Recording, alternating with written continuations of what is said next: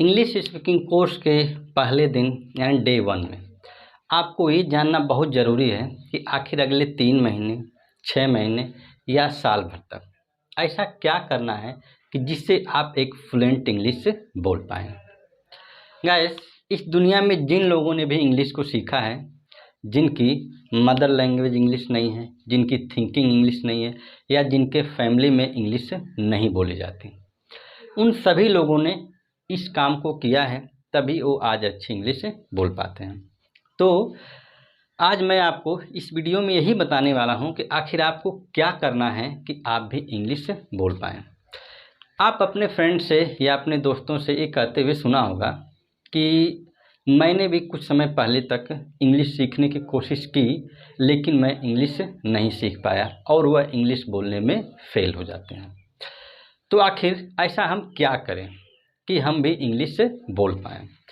देखिए, इस चीज़ को मैं बताने जा रहा हूँ। आप हो सके तो एक नोट बनाइए और नोट में सभी चीज़ को लिखिए, ताकि कहीं पर भी जब इस चीज़ को बोलना हो या इम्प्लीमेंट करना हो तो आप इसको देख सकें, क्योंकि सभी चीज़ें आपको याद रहने वाली नहीं हैं।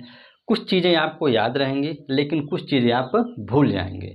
तो आप एक नोट बनाइए और उस नोटबुक में सभी चीज़ों को लिखिए, ठीक है।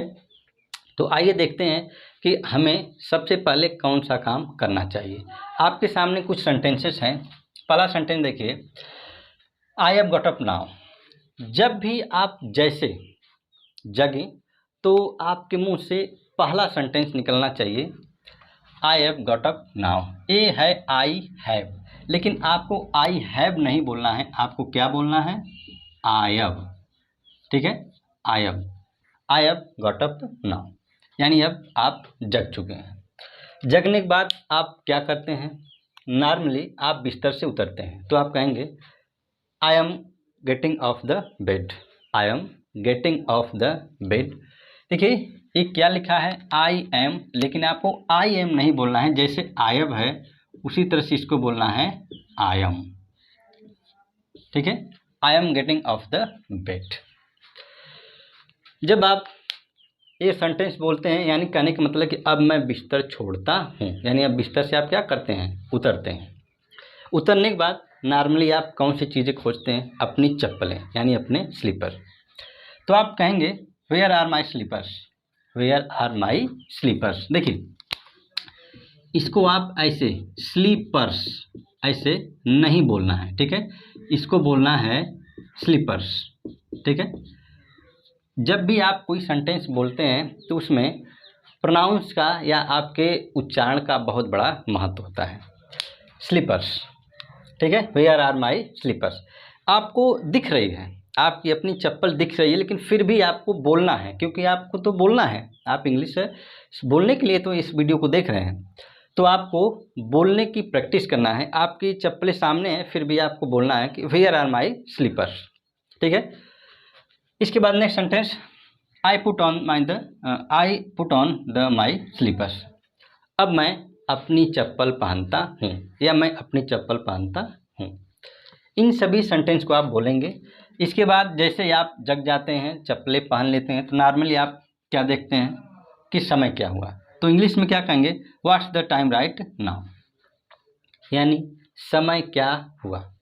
इंग्लिश में बोलना है कि समय क्या हुआ, ठीक है। इट्स 4:30 या इट्स 5 o'clock, ठीक है। या फिर आप कह सकते हैं कि इट्स 5:30, यानी जैसा भी समय हो रहा है आपको इंग्लिश में बोलना है कि इट्स 4:30, इट्स 5 o'clock या इट्स 5:30, जिस समय भी आप जगें। तो आपको ये सेंटेंस बोलने हैं। अब देखिए, इन सेंटेंसेस को बोलने के बाद आप सुबह में उठे और आपके भाई ने आपसे पूछ दिया वाई आर यू मम्बलिंग, तुम क्यों बड़बड़ा रहे हो या तुम क्या बड़बड़ा रहे हो, ठीक है। ऐसे why are you mumbling right now या what are you mumbling right now, तुम क्यों सुबह सुबह बड़बड़ा रहे हो। ऐसा कोई भी आपसे पूछ सकता है, या आपके भाई हो या आपकी बहन, कोई भी पूछ सकता है। तो देखिए, आपको जब किसी ने बोला या टोका तो आप पहला काम क्या करेंगे? एक सेंटेंस देखिए, आपको बोलना क्या है? Actually I am learning English nowadays, so sir has told me to mumble like this. दरअसल में आजकल मैं इंग्लिश सीख रहा हूँ, सो इसलिए मेरे सर ने मुझसे कहा है मम्बल लाइक दिस, यानी ऐसे बड़बड़ाने के लिए। यानी मेरे सर ने मुझे इंग्लिश बोलने के लिए ऐसे ही कहा है। तो जाहिर सी बात है कि अब आपका भाई आपसे ये सवाल नहीं करेगा कि वाई आर यू मम्बलिंग, तुम क्यों बड़बड़ा रहे हो। ठीक है, तो ये सेंटेंस देखिए, जो ये सेंटेंस आपको दिख रहा है, इस सेंटेंस को आपको पूरा रट लेना है। ठीक है, इसको रटने के बाद कोई भी यदि आपसे पूछा कि तुम क्यों बड़बड़ा रहे हो, वो हिंदी में आपसे पूछेगा। ठीक है, आपको पहले इसको इंग्लिश में बोलना है कि actually I am learning English nowadays, so sir had told me to like mumble like this. पहले आप इंग्लिश में बोले, फिर आप उनको हिंदी में बता दें। ठीक है, इसके बाद आप जब जग जाते हैं या इन बातों को बोल लेते हैं, फिर आप क्या करते हैं, आई गो फॉर रनिंग नाउ। यदि आप दौड़ने के लिए जाते हैं तो आप कहेंगे आई, ठीक है, गो फॉर रनिंग नाउ, या आई गो फॉर जॉगिंग नाउ, या आप जॉगिंग के लिए जाते हो, या फिर आई गो फॉर द वॉक, या केवल आप टहलने के लिए जाते हो। तो आप जो भी काम करेंगे, ठीक है, उसको इंग्लिश में बोलेंगे, सोचना नहीं है, आपको क्या करना है, बोलना है। ठीक है, इन सेंटेंसेस को आपको 1 दिन 2 दिन 3 दिन बोलते बोलते जब आदत हो जाएगी, तो आपके जुबान पर इस सेंटेंस से ऑटोमेटिक एकदम फ्लुएंटली आने लगेंगे। ठीक है, शुरू में थोड़ा आप धीरे धीरे बोलेंगे, आप कहेंगे actually I am learning English now days, ऐसा थोड़ा धीरे धीरे बोलेंगे। लेकिन जैसे आप प्रैक्टिस कर लेंगे 1 दिन 2 दिन 3 दिन, तो प्रैक्टिस के बाद आपकी फ्लुएंसी बढ़ जाएगी। तो इन सेंटेंसेस को आपको रट लेना है। ठीक है, नेक्स्ट सेंटेंस देखते हैं। जब आप घूमकर या जॉगिंग कर कर आ जाते हैं तो फिर आप क्या करते हैं, brush, I brush my teeth now, अब मैं ब्रश करता हूँ। ठीक है, यानी आप ब्रश के लिए क्या तैयार होते हैं, तो आप जब जाते हैं, तो जब आपके ब्रश आपको दिख रही है तो आप कहते हैं here is the my brush, आपने ब्रश उठाया और आपने बोला इंग्लिश में कि here is the my brush, यानी यह मेरा क्या है, ब्रश है। फिर आपके मुंह से नेक्स्ट सेंटेंस निकला हियर इज द पेस्ट, आपको आपका पेस्ट दिख रहा है, फिर भी आप बोलेंगे कि here is the my paste. ठीक है, इसके बाद आप क्या करेंगे, I put the paste on my brush and I started, यानी आपने पेस्ट लिया और आप उसको अपने ब्रश पर अप्लाई, मतलब उसको डाल रहे हैं या उड़ेल रहे हैं, तो आप क्या करेंगे, आप कहेंगे आई put on the paste on my brush, यानी आप अपने ब्रश पे क्या कर रहे हैं, पेस्ट डाल रहे हैं। एंड आई स्टार्टेड, और क्या करते हैं, शुरू कर देते हैं ब्रश करना। इसके बाद आई राइंस माई माउथ नाउ, यानी आई राइंस माई माउथ नाउ, यानी अब ब्रश करने के बाद आप क्या करते हैं, अपना मुंह धो लेते हैं, आप कहते हैं कि मैं कुल्ला कर लूँ, या जैसा भी आप करते हैं, तो आप कहते हैं कि आई राइंस माई माउथ नाउ।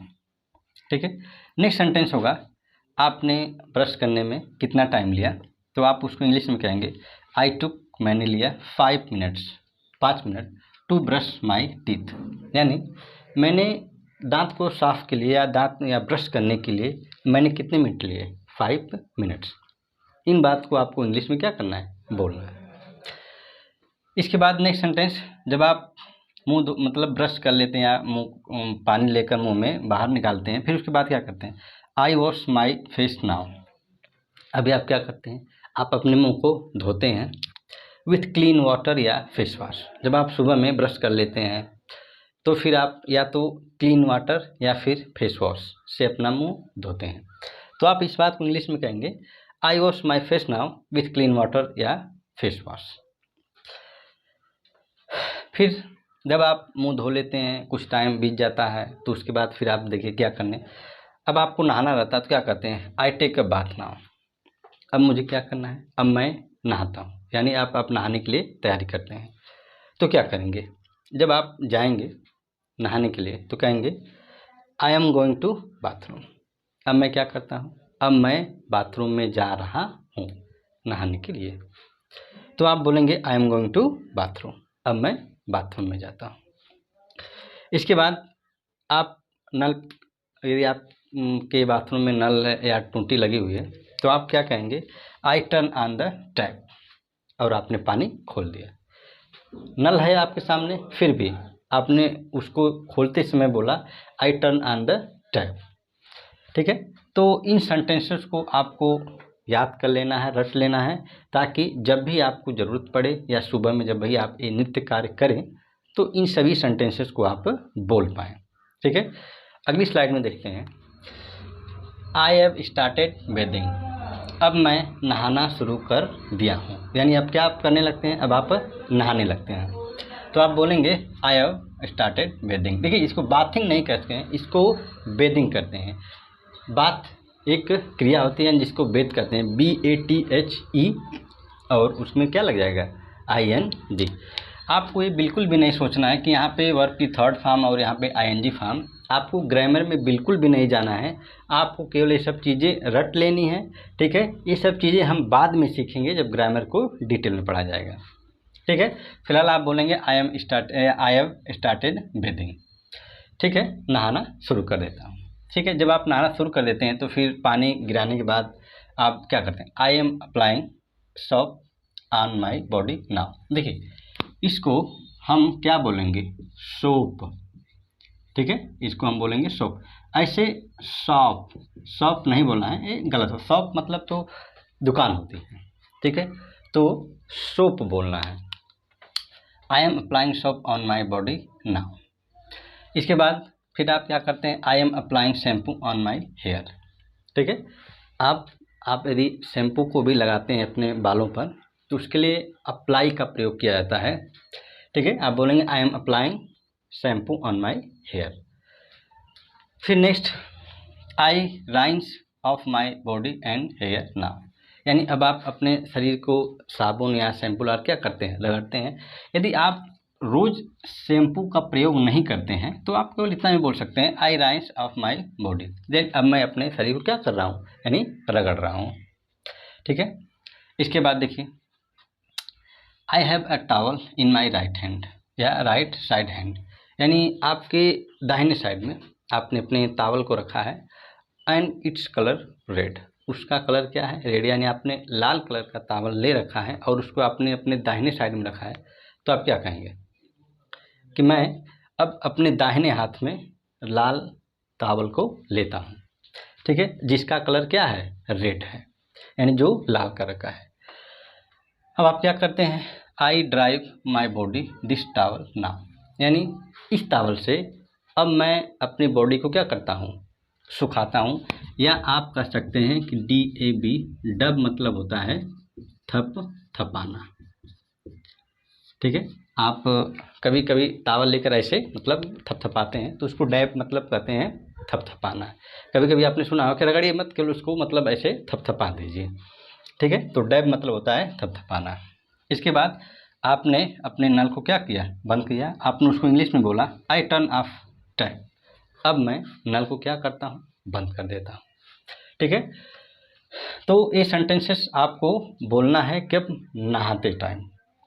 इसके बाद देखिए, जब कोई भी आपको सुबह में मिलते हैं तो आप उनसे ग्रीट करिए, अभिवादन करिए। जो भी मिलते हैं, good morning, good afternoon, good evening, यानी सभी लोगों को, यानी एवरीवन मतलब सभी लोगों को। सुबह आप जब से जगते हैं तब से लेकर दोपहर के 12 बजे तक आप गुड मॉर्निंग बोलिए। दोपहर के 12 बजे से लेकर शाम के 4 बजे तक गुड इवनिंग बोलिए और गुड आफ्टरनून बोलिए। और शाम के 4 बजे से लेकर जब तक आप सोने जाएं तब तक यदि आप किसी से मिलते हैं तो आपको गुड इवनिंग का प्रयोग करना है। इसके बाद जब आप विदा लेते हैं किसी से, यानी जब सोने जा रहे हो या फिर जब विदा ले रहे हो, तो आप कहेंगे गुड नाइट।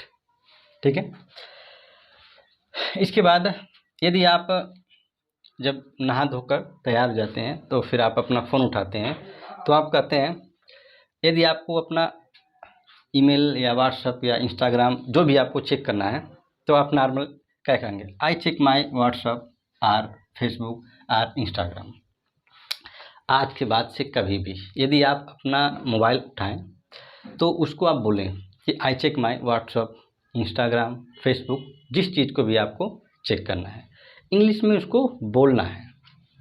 इसके बाद आप क्या कहेंगे, यदि आप किसी से भी चैटिंग करते हैं या किसी से फ़ोन पे बात करते हैं तो सबसे पहला काम हाउ आर यू या हाउ आर यू डूइंग या व्हाट्सअप, इन सभी सेंटेंसेस को हमें क्या करना है, बोलना है। देखिए, इसको केवल सोचना नहीं है बल्कि आपको क्या करना है, बोलना भी है। ठीक है, जैसे जैसे आप बोलेंगे तभी तो आपको फ्लुएंसी और आपकी ज़बान पे यह सेंटेंस आएंगे। ठीक है, तो ये सेंटेंसेस हैं। आइए नेक्स्ट स्लाइड में कुछ सेंटेंसेस देखते हैं। जब आप फ़ोन से बात करने लगते हैं तो फिर आपसे किसी ने पूछा कि हाउ आर यू, तो आपने कहा I am fine, what about you.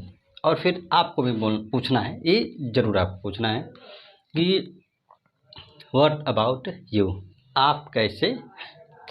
ठीक है, ये भी आपको ज़रूर बोलना है ताकि आप सामने वाले को ये लगे कि नहीं आपको भी क्या कुछ कहना है या आपने भी हमारे बारे में पूछा है।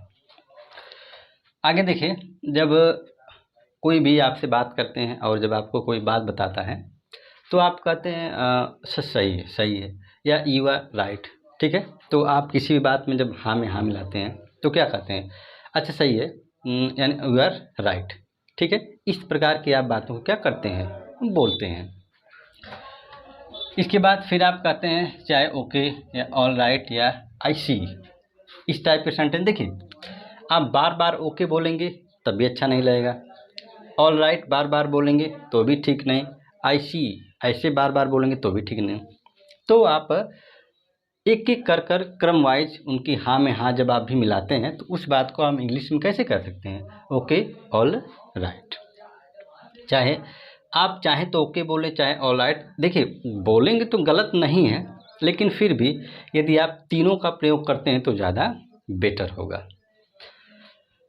ठीक है, और जब उन्होंने आपसे कोई बात पूछा तो आपने कहा रियली, इज इट।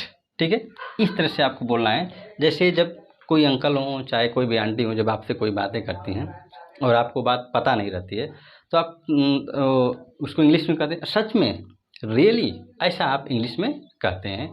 या हिंदी में वास्तव में, ऐसे ही वाक्य को आप क्या करते हैं, बोलते हैं।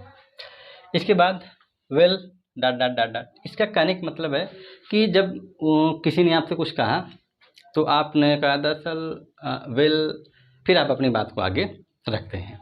ठीक है, तो जब भी आपको यह जो वेल शब्द है एक फिलर का काम करता है। फिलर का मतलब ये हुआ कि जैसे आपको अपनी बात कहनी है और आपको वेल कहने में तब तक आपको थोड़ा सा समय मिल गया कि आपको आगे कौन सी बात को बोलनी है। ठीक है, इसके बाद फिर देखिए नथिंग एज सच, इसका मतलब ऐसा नहीं है।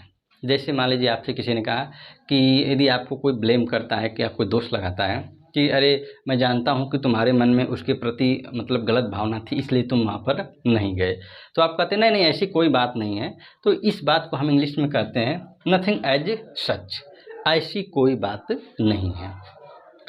नेक्स्ट देखिए, व्हाट हैपेंड, व्हाट्स रॉन्ग या एनी प्रॉब्लम।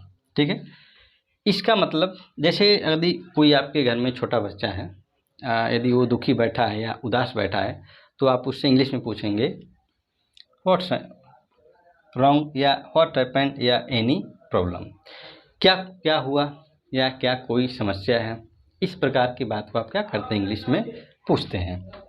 ठीक है, और जब वो अपनी बातों को बता लेता है तो आप कहते हैं यू आर ओके। ठीक है, जब वो बता लेता है कि नहीं कोई बात नहीं, अपनी जब बात बता लेता है तो आप कहते हैं ना अच्छा तुम ठीक हो ना।